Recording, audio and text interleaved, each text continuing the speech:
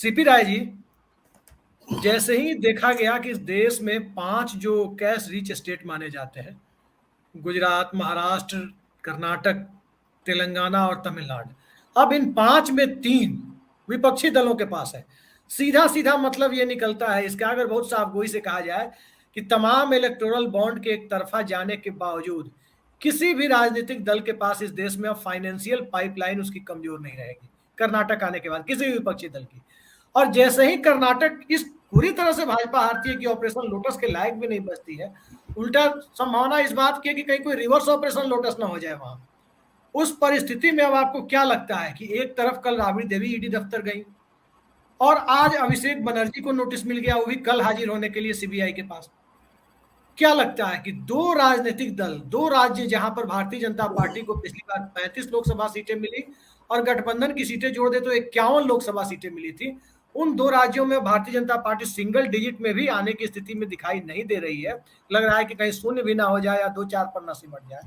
उस परिस्थिति में उन दोनों राज्य के दो मजबूत नेताओं को तंग करने के पीछे क्या मानसिकता आपको दिखाई देती है? शेख, हम लोगों ने आपातकाल झेला है, सुनीलम भी है और शरद जी शायद पत्रकारिता करते रहे होंगे। मुझे नहीं लगता कि विपक्ष को खत्म करने या दबाने का उससे बड़ा कोई हथियार इस्तेमाल हो सकता है। सब के सब बंद कर दिए गए थे। जयप्रकाश नारायण, आचार्य कृपलानी, चौधरी चरण सिंह, जो इंदिरा गांधी के बाद जनाधार वाले सबसे बड़े नेता थे देश के, इनके 9 प्रदेशों में बड़ी पार्टी थी, 4-5 प्रदेशों में सरकार बन जाती थी। अटल बिहारी वाजपेयी, अडवाणी से लेकर तमाम लोग, जॉर्ज फर्नांडिस जो बाद में गिरफ्तार हुए, और बाहर कोई नहीं था, पैसा भी नहीं था, दफ्तर भी नहीं था, संगठन का स्वरूप भी नहीं था। यह भी सच है कि ये सारे लोग जब गिरफ्तार हो गए थे, कुत्ता नहीं भूखा पूरे देश में, देश जो का त्यों चलता रहा। सुनीलम भाई मेरी बात समझ रहे होंगे, मेरा दर्द भी समझ रहे होंगे। आंदोलन करने के लिए जब हम लोग निकलते हैं तो लोगों से कहते हैं जरा चलो, बिजली नहीं आ रही, चलते हैं बिजली घर तक। लोग कहते हैं साहब आप लोग नेता हो, आप लोग जाओ, हम तो अपनी यहाँ दुकान खोलने जा रहे हैं, हम अपनी नौकरी पे जा रहे हैं, हम अपने काम से जा रहे हैं। ये इस देश का दुर्भाग्य है। आपातकाल में देश के सारे विपक्ष के सारे नेता गिरफ्तार हो गए और पूरे देश में एक कुत्ता नहीं भूखा। ये शब्द बड़ा थोड़ा खराब लग सकता है, लेकिन ये शब्द सटीक है भारत के जनमानस के बारे में। लेकिन यही शब्द सटीक नहीं है। उसके बाद कोई बाहर नहीं था, पार्टी नहीं थी, लोग नहीं थे, संगठन नहीं था, कुछ नहीं था। लेकिन चुनाव हुआ। इंदिरा गांधी के पास सब कुछ था, सत्ता थी, ताकत थी, पैसा था। अगर आप कहते हैं कि पैसे वाले स्टेट चुनाव लड़ाते हैं, उनसे चुनाव होता है, तो वो भी था। उसके बावजूद बंगाल से लेकर कश्मीर तक साफ हो गई, शून्य। और ऐसे ऐसे लोग चुनाव जीत के चले गए जिन्होंने कभी 1000 और 500 रुपए एक साथ देखे नहीं थे। ऐसी बड़ी संख्या ऐसे तमाम दोस्तों की है, हम लोग के सब साथी हैं। ये जनता अगर एक तरफ कुत्ता भी नहीं भूखती वाली परिधि में आती है, तो दूसरी तरफ उस परिधि में भी आती है कि इंदिरा गांधी जैसी बड़ी सशक्त नेता, सचमुच अच्छी प्रधानमंत्री, उसकी गलती पर उसको सबक सिखाती है और बंगाल से कश्मीर तक शून्य कर देती है। इसलिए ये गलतफहमियां है। मैं इस तरह से सोचता नहीं। मैं तो आज आपके मुंह से सुना रहा हूं कि कोई आर्थिक प्रदेश है कुछ, और वो प्रदेश अगर कब्जे में है तो पैसे की कमी नहीं पड़ेगी। मैं इस तरह समझ नहीं पाता हूँ, मुझे ऐसा कुछ दिमाग में आता नहीं है। इससे राजनीति में समझता नहीं हूँ। ठीक है, मंच माइक लगाने के लिए पैसे चाहिए होते हैं। दरअसल मैं ये बात कह रहा हूँ सीपी राय जी कि मौजूदा दौर में भारतीय जनता पार्टी के आने के बाद चुनाव काफी खर्चीला हो गया है। अभिषेक आप मुझे मत टोका करो। अब मैं हर शब्द जानता हूँ, मेरे अर्थ आपको पूरा जवाब मिलेगा। फिर मेरा क्रम टूट जाता है। मैं भावना में बह के बोलने वाला आदमी हूँ, दिमाग से बोलने वाला आदमी नहीं हूँ, तो फिर मेरा काम गड़बड़ा जाता है। मैं भावना में बह के बात करता हूँ। अब वो गड़बड़ हो गया, सारा वो पूरा रित्म गड़बड़ हो गया। मैं उस स्वभाव का आदमी नहीं हूं कि ये पैसे से बिल्डा चुनाव लड़े और तब चुनाव जीत पाए, जब इंदिरा गांधी ने उनको इनडायरेक्टली सपोर्ट कर दिया। मोहन मिकिन्स के मालिक कपिल मोहन चुनाव लड़ते रहे मोहन नगर में, सिर्फ उनके कर्मचारी वोट देते तो चुनाव जीत जाते, लेकिन वो चुनाव नहीं जीत पाए। पूंजीपतियों का यह हाल हुआ। एक दौर था जब तमाम गुंडे चुनाव लड़ते थे और गुंडों को चुनाव लड़ने का मतलब होता था कि सब के सब जीत जाएंगे, लेकिन इक्का दुक्का को छोड़ दीजिए तो सबको इस जनता ने विदा कर दिया। एक दौर ऐसा आया कि संसद में संसद विधानसभाओं से उनकी 90% से अधिक की विदाई हो चुकी है। अंत में राजनीतिक कार्यकर्ता ही जीतता है। गैर राजनीतिक आदमी को कभी कभी पार्टियां टिकट दे देती है, राजनीतिक कार्यकर्ता के सर पर पैर रख के आ जाता है। उसमें भी अगर वो जागरूक होता है और सचमुच अपने इलाके में लोकप्रिय होता है तो जनता उसके साथ खड़ी हो जाती है और गैर राजनीतिक कार्यकर्ता को सबक सिखा देती है, चाहे दूसरे पार्टी के कार्यकर्ता को जिता देती है। तो ये गलतफहमियां साबित होंगी कि इन ताकतों से विपक्ष को दबाया जा सकता है और डराया जा सकता है। लेकिन बहुत कमजोर और कायर लोग जो होते हैं, आपने किसी बहादुर आदमी को हथियार लेके चलते देखा है? नहीं। किसी सचमुच के पहलवान, गामा पहलवान और बड़े बड़े पहलवान, उनको माँ बहन की गाली देते देखा है क्या? तो गाली देते रहते हैं, लोगों मुस्कुराते हुए निकल जाते हैं। तो पहलवान बहादुर मजबूत न गाली देता है, न गंदे हथियार इकट्ठे करता है, न कमर से नीचे हमला करता है। लेकिन जो कायर होगा, जो कमजोर होगा, जो सामाजिक रूप से भी कमजोर होगा, जो राजनीतिक रूप से भी कमजोर होगा, जो वैचारिक रूप से भी कमजोर होगा, जो सपने और संकल्प के सवाल पर भी कमजोर होगा, जो सिद्धांत के सवाल पर भी कमजोर होगा, उससे आप और कोई उम्मीद नहीं कर सकते। वो कहेगा, चीखेगा जोर से और ऐसा लगेगा कहीं उसको हार्ट अटैक ना हो जाए।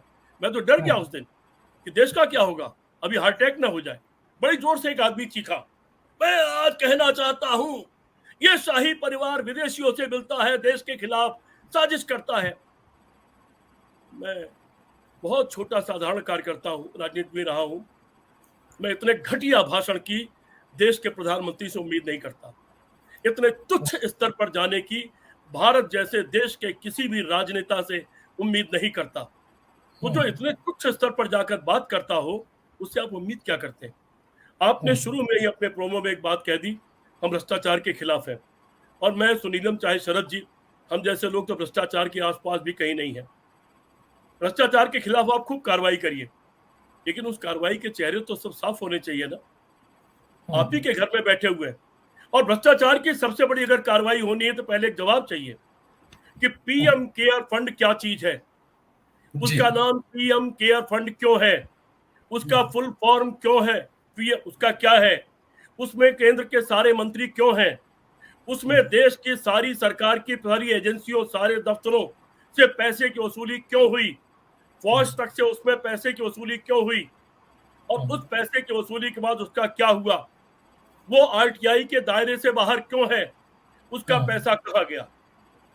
जांच कराइए ईडी और सीबीआई से। जांच कराइए 1990-91 में इकट्ठा हुए हजारों करोड़ रुपए से जो राम जन्मभूमि के नाम पर इकट्ठे किए गए थे, वो पैसे कहाँ गए। जांच कराइए उन तमाम लोगों की जिन लोगों ने औने पौने दाम पर राम जन्मभूमि पर जमीन का बंदर बांट किया, खरीदा और बेचा है। उनका भ्रष्टाचार कहीं न कहीं, क्योंकि टीवी मीडिया, सुपारी मीडिया बिखरा हुआ है, उस पर चर्चा नहीं हो पा रही है। जांच कराइए ना। और जांच कराइए अडानी की। ये तो बड़ा मुद्दा बन चुका है देश का कि जिसकी कोई फैक्ट्री नहीं, वो दुनिया का बड़ा आदमी कैसे बन गया। उसमें प्रधानमंत्री का क्या हाथ है, उसमें देश की सरकार का क्या हाथ है। जांच कराइए इन सवालों पर। अगर उधर भी जांच हो रही होती तो इन जांचों पर हम और आप कोई बहस नहीं कर रहे होते। लेकिन चूंकि जांच एक तरफा हो रही, जैसा कि आपने भी कहा, कुछ खास दलों को टारगेट किया जा रहा है, जैसा कि आपने कहा। एक बड़ा पुराना सिद्धांत है फिजिक्स का, जो चीज जितनी दबाई जाएगी उसकी दूनी ताकत से या चौगुनी ताकत से उसके खिलाफ वो उछालेगी। ये बड़ा पुराना फिजिक्स का सिद्धांत है, बचपन में हम लोगों ने पढ़ा था। तो ये अगर किसी गलतफहमी में है लोग, ये सत्ता अहंकार किसी गलतफहमी में है, वो गलतफहमी उसको निकाल देना चाहिए। इसकी विदाई का वक्त आ गया है। दुनिया की कोई ताकत इस सत्ता को बचा के नहीं रख सकती है। अब ये इंतजार करें कि इन्होंने जो रास्ते खोले हैं पुलिस के इस्तेमाल के, सीबीआई और ईडी के, इस कदर दिन रात कोई काम नहीं, कोई अपराध नहीं देश में, कोई बेईमान व्यापारी नहीं देश में, कोई नंबर 2 के कारोबारी नहीं देश में। चंद नेताओं के पीछे जिस तरह से इन्होंने एक पालतू कुत्ता जिसको दुत्कार दिया जाता है और पीछे पड़ जाता है, उस तरह जो छोड़ा है, उसका इंतजार करना चाहिए कि आने वाला वक्त, आज आप जो बो के जा रहे हैं, कल आपको उसको काटना पड़ेगा। और इतने बुरे कर्म करके जा रहे हैं कि परेशान हो जाएंगे मेरे मित्र। राजनीति में रहना है, राजनीति में रहिए, किसी बेईमान को मत छोड़िए।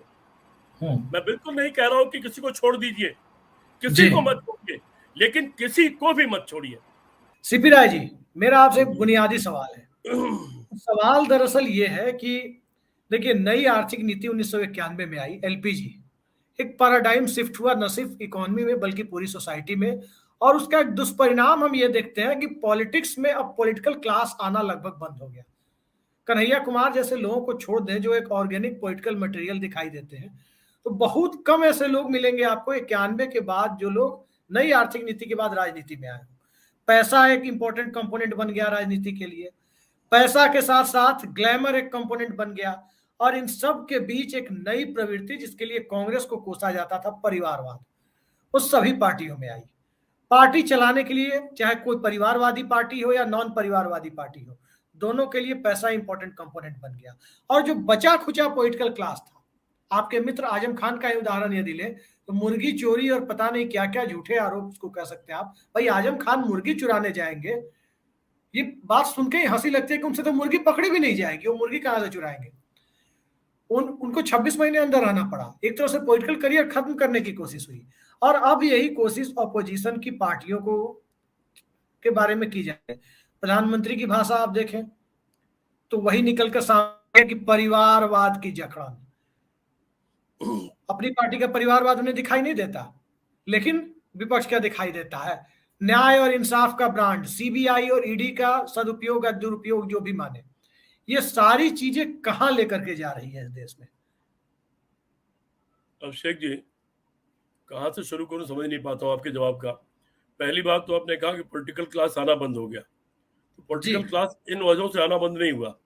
पॉलिटिकल क्लास छात्र संघ चुनाव समाप्त कर देने से आना बंद हुआ। छात्र संघों पर जब रोक लगी और उसके चुनाव होने बंद हो गए, विशेष तौर पर उन जगहों पर, उन विश्वविद्यालयों, उन प्रदेशों, उन जिलों में जहां पर थोड़ी राजनीतिक चेतना ज्यादा थी, तो वो जो छात्र संघ का चुनाव होता था वो एक मिनी पार्लियामेंट, मिनी विधानसभा काम करता था। जब वो चुनाव रेगुलर होता था तो छात्र संघ के नेता लोग जानते थे कि क्या करना है।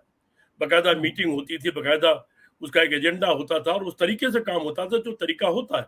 लेकिन जब छात्र संघ चुनाव बंद हो गया, 10 साल 5 साल बाद कोई एक चुनाव हो गया, तो फिर उसमें वो सारी जो उसकी परंपराएं थी वो टूटती चली गई। परंपराओं से लोग अनभिज्ञ हो गए और गलत लोग भी छात्र संघ के चुनाव में आने लगे।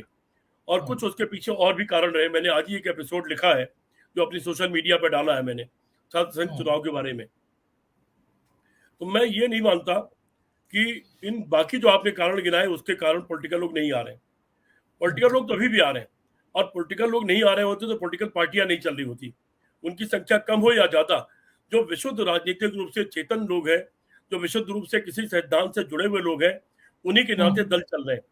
दल की आधार रीढ़ वही है, चाहे जो भी दल हो, किसी भी उसका, उसके सोचने वाले का तौर तरीका जो भी हो, लेकिन जो सचमुच कमिटेड लोग हैं, दल उन्हीं के बूते पर चल रहे हैं। ये अलग बात है कि वो लोग दल चलाते रहते हैं, वो नींव के पत्थर, नींव की ईंट की तरह काम करते हैं, नींव में रखे हुए गट्टी और गारे के काम करते हैं, और जो सिद्धांत और उन चीजों से दूर होते हैं और बाकी तौर तरीके जानते हैं, वो ऊपर वो सच करके बैठ जाते हैं। लेकिन फिर भी दल का आधार तो वही लोग हैं। तो पॉलिटिकल क्लास आना कम नहीं हुआ, पॉलिटिकल क्लास थोड़ा पिछड़ने लगा है। पूंजीवाद जब भी कभी हावी होगा, पूंजीवादी व्यवस्थाएं हावी, पूंजीवादी हमेशा ये चाहेगा कि राजनीति उसके कब्जे में रहे, सत्ता उसके कब्जे में रहे, और उसके लिए वो चाहेगा कि सत्ता उसके कब्जे में तभी रहेगी जब पूंजी की आवश्यकता होगी। तो पूंजी की आवश्यकता हो, चुनाव महंगे हो जाए, उसमें नए नए तरीके अपनाए जाए और उसको मजबूर कर दिया जाए पूंजीवाद पर आश्रित रहने के लिए। लेकिन उसके बावजूद मैं ये देखता हूं कि ऐसे बहुत सारे लोग छोटी पार्टियों से, तो एक ही है, वन मैन शो है, लेकिन उसकी पार्टी से मैं कई ऐसे लोगों को भी चुनाव जीतते देखता हूं जो सचमुच बहुत गरीब लोग हैं। ऐसे लोग भी चुनाव जीत करके आते हैं जो मोटी रकम देकर के टिकट लेके आते हैं। दोनों तरह के लोग हैं, लेकिन वो भी चुनाव जीत रहे हैं जो बहुत गरीब लोग हैं, जिनके पास पैसा और धन दौलत नहीं है, लेकिन अपने इलाके में घूमते हैं, फिरते हैं, पैदल चलते हैं, साइकिल चलते हैं और चुनाव जीत जाते हैं। तो ये एक टसल चल रही है देश में, पूंजीवाद और समाजवाद के बीच में एक टसल चल रही है, और समाजवाद और कम्युनिज्म को गाली देने का एक फैशन चल गया है। भारतीय जनता पार्टी और आरएसएस शुरू से ही पूंजीवादियों की पार्टी रहे हैं। इनको जब इनका पुराने लोग, मुझे लगता है शरद गुप्ता जी शायद उस दौर के शायद पत्रकार होंगे, जब इनका पूरा वो चेहरा सामने हुआ करता था, इनको विशुद्ध रूप से व्यापारियों की पार्टी माना जाता था। सिंधी, पंजाबियों और बनियों की, या जो भागे हुए रिफ्यूजी थे, केवल उनकी पार्टी माना जाता था। उस वक्त शायद सर जी जानते रहे होंगे उस दौर को, हमने तो वो दौर अपने बचपन में देखा है। भारतीय जनता पार्टी पूंजीवाद में विश्वास करती है और वो कम्युनिज्म को गाली मानती है, वो समाजवाद को गाली मानती है, वो सेकुलर होने को गाली मानती है, कोई देश अगर धर्मनिरपेक्ष है उसे गाली मानती है। तो ये एक टकराव चल रहा है और ये टकराव कोई बड़ी बात नहीं है। इंग्लैंड में भी राजा और पोप के बीच में करीब 150 साल तक लड़ाई चली थी और अंततः इंग्लैंड स्थिर हो गया और वहां का धर्म 1 किलोमीटर के दायरे में वेटिकन सिटी में जाकर के समेट दिया गया। जिसको धर्म में आस्था हो 1 किलोमीटर में आ जाए, 1 किलोमीटर धर्म चलेगा, इसका राज चलेगा, 1 किलोमीटर के बाहर लोकतंत्र राज चलेगा और अंततः वहां लोकतंत्र जीत गया और अंततः वहां राजनीति जीत गई। वो उस लड़ाई में हत्याएं भी हुई थी, लुई फिलिप II शायद उनकी हत्या हुई थी और कुछ हत्याएं भी हुई थी। तो 150 साल तक वहां पर ये लड़ाई चली। भारत उस लड़ाई का शिकार है। फ्रांस में एक अलग तरह की लड़ाई चली थी और बहुत लंबे समय लड़ाई चली थी। डिगाल के आने के बाद वो स्थिर हो पाया फ्रांस। मैं निराश नहीं होता इन लड़ाइयों से। ये लड़ाई एक स्वाभाविक है। सैकड़ों साल की गुलामी के बाद आया हुआ प्रदेश, उसमें भ्रमित लोग, उसमें भी अलग अलग विचारधारे और कुछ लोग 5,000 10,000 साल पहले के सपने देखने वाले लोग और कुछ लोग 500 साल आगे के सपने वाले देखने वाले लोग। निश्चित तौर पर उनमें तो टकराव होगा। जो आने वाले कल के बारे में सोच रहे हैं और जो बीते हुए कल के बारे में सोच रहे हैं, दोनों के बीच में टकराव होगा। उस टकराव का परिणाम और पूंजीवाद और समाजवाद के बीच में भी टकराव होगा, क्योंकि समाजवाद कहीं ना कहीं गैर बराबरी को खत्म करने का नाम है, ऊंच नीच की खाई को पाटने का नाम है, और पूंजीवाद ऊंच नीच की खाई को जमीन से आसमान तक, बल्कि पाताल से आसमान आकाश तक उसकी दूरी बढ़ाने का नाम है। भारत इस रोग का शिकार है। इस रोग का शिकार होकर के इस वक्त ऐसा लग रहा है कि पूंजी के बिना राजनीति नहीं चलेगी और पूंजी हावी है और पूंजी के लिए ही सब कुछ हो रहा है।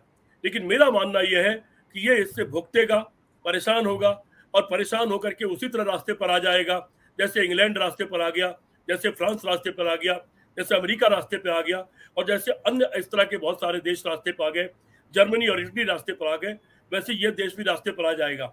मैं इसको लेके बहुत आशान्वित हूँ। इरादे तो सबके होते हैं कि हम तानाशाह बन जाए, इरादे सबके हैं कि देश की सारी संपत्ति हमारी हो जाए और 140 करोड़ लोग हमारे नौकर हो जाए, लेकिन इरादे होने में, उसके सफल होने में बहुत दूरी होती है एक दूसरे के बीच में। हमको आश्वस्त रहना चाहिए, भारत अपना रास्ता तलाश कर लेगा और भारत सही रास्ते पर चलेगा और वो रास्ता समाजवाद और लोकतंत्र का रास्ता होगा।